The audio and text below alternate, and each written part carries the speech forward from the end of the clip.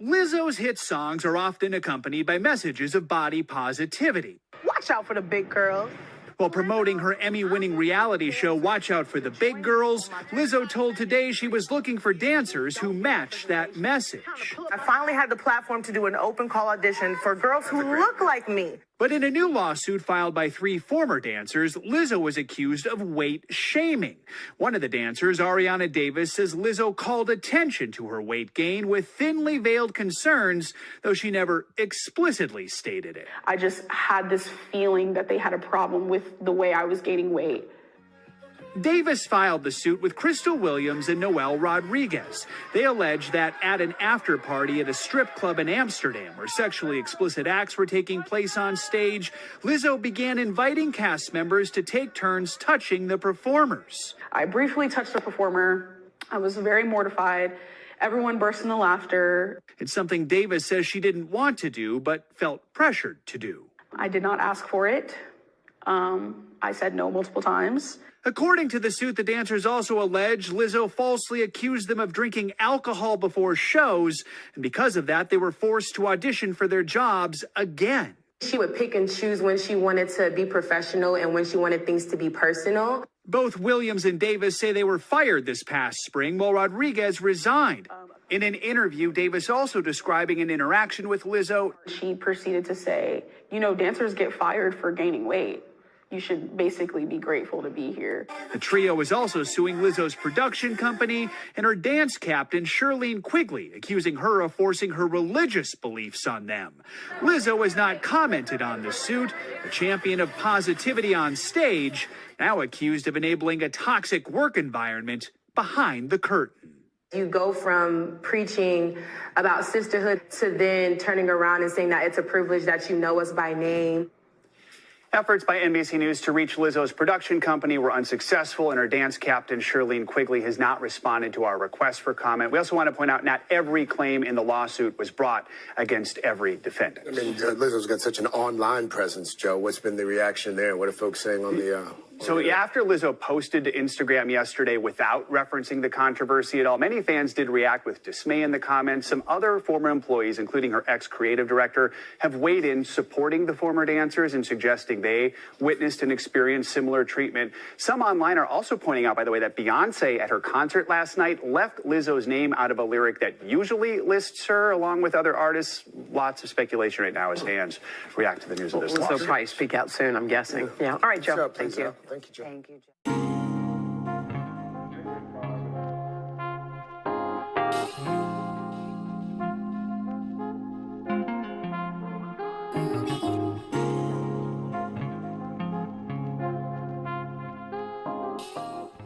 What's going on, champions? This is Julien Stoutt, licensed personal trainer, licensed PE teacher, world record powerlifter, special education teacher, health teacher, here to take the fear out of fitness and help you be the best you. Guys, you saw the video. Lizzo's in hot water right now. It's apparent that Lizzo is a hypocrite. Now, normally, I've talked about Lizzo, not directly, but I've talked about aspects of Lizzo to get people to understand that body positivity is a good thing some ways, but it's a bad thing in others. What do I mean by that? First thing is the good way. I have no right to make fun of anybody based on their size. Period. Coming and going. You don't have the right to make fun of me. Now, we're not talking about comedians specifically. We're not doing that. If you're a comedian and you go to a comedy show and you're short, you're tall, you're fat, you're skinny, you're whatever, you're going to be subjected to jokes. You're white, you're black, you're Hispanic, you're Asian. You're going to be subjected to jokes. So be subjected to those jokes or don't go to the show. All right? So I'm not about that type of stuff. But what I'm talking about is on a day-to-day basis, I don't have the right to make fun of people simply because of their size or their shape. Just like nobody has the right to make fun of me because of my size and my shape. All right? With that being said, on the negative end, body positivity, false positive body imagery is the lie that everything is okay being unhealthy. If your obesity rate, if you're obese, clinically obese, you don't have the right to get upset when someone is concerned about your health and your longevity and is trying to get you to get healthy, not skinny, healthy. Not everybody's going to be the same size, regardless of how obese or not obese you are. Not everybody is going to be in the same size. And as a matter of fact, I've already showed you that people who are smaller can also be obese as much as somebody who is larger. So that myth I've destroyed, debunked, and obliterated at this point. All right. So those are the two spectrums of body positivity, and I'm okay with one, not okay with the other. But on this front, Lizzo, who is championing for body positivity, but at the same time is one of the standard bearers for FBI, which is false positive body imagery, is now under fire because she herself is body shaming her own dancers. While she's not directly telling you to lose weight, she's implying it. Also letting you know that dancers get fired for gaining weight all the time. Now, if this were the case, wouldn't you not do what everybody else does and fire your dancers for gaining weight? I thought you wanted them to look like you. So why are you having a, oh girl, you gaining weight? Why is that happening? Why is that happening? If you're supposed to be about body positivity and anti-body shaming, you yourself looks like the women you hire, if not worse. And here you are shaming women because they're gaining weight. That's what we call hypocrisy. So now, what's going to happen is this lawsuit might get settled behind closed doors and the story will go away. Or there's going to be gory details coming out. And it's sad to say that these dancers have corroborating witnesses that other people have experienced the wrath of Lizzo.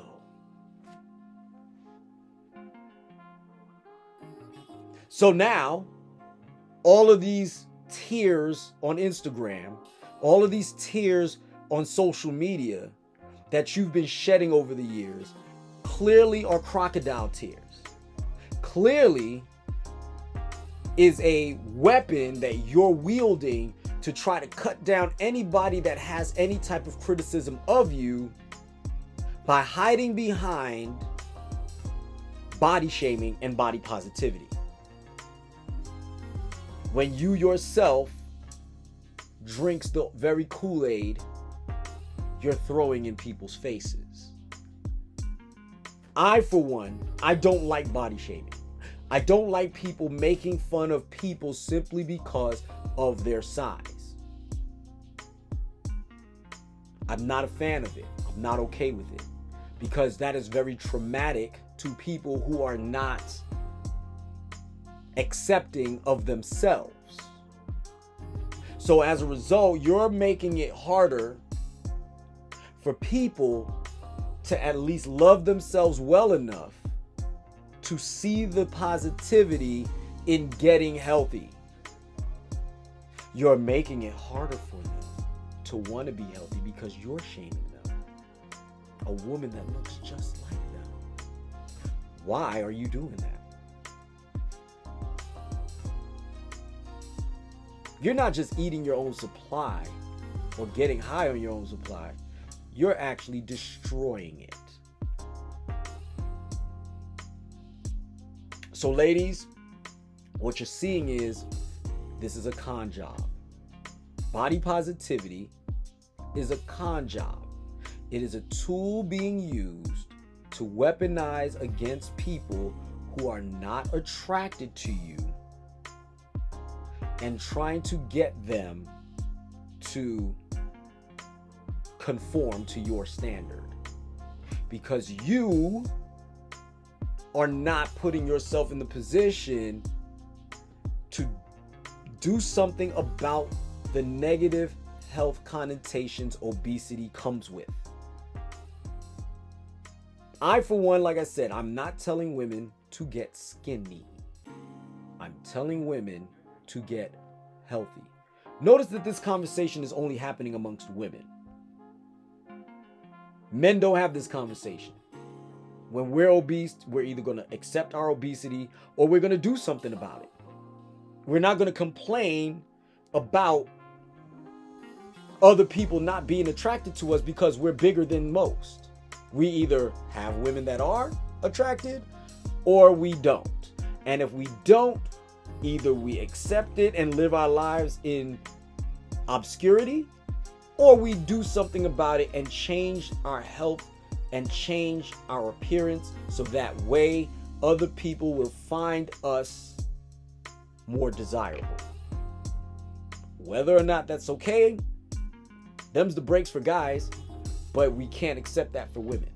Why is that? But I digress. We'll land this plane, and so we could go home. Guys, ladies, actually, if someone that looks like you doesn't want you to gain weight, that should tell you something about the nature of obesity. That should tell you that obesity is not where it's at. We are all different shapes and sizes, but we don't need to be obese in order to do it. Granted, like I've said before, medication can cause it. A hormone imbalance can cause it. Genetics can cause it. But we all have the opportunity and the ability to do something about it. Either stop taking the meds, modify our diet because our genetics does not allow for us to be liberal with our eating. These are modifications we all can make. But not everybody's going to be a size 2 or a size 4 or even a size 6. Sometimes healthy for you might be a 12. That's okay. Sometimes heavy for you might be a 14. That's okay. But when we start dancing into the obesity levels, no, it's not. And Lizzo is telling you it's not okay. So, thank you for listening. I appreciate your time. Guys, don't forget to like, subscribe, share, follow me on Facebook, Instagram, YouTube. Click the subscribe button, click the all notifications so that you can get every morsel of information that I provide to you so that you can be the best you. Peace out. Class is Stoutt.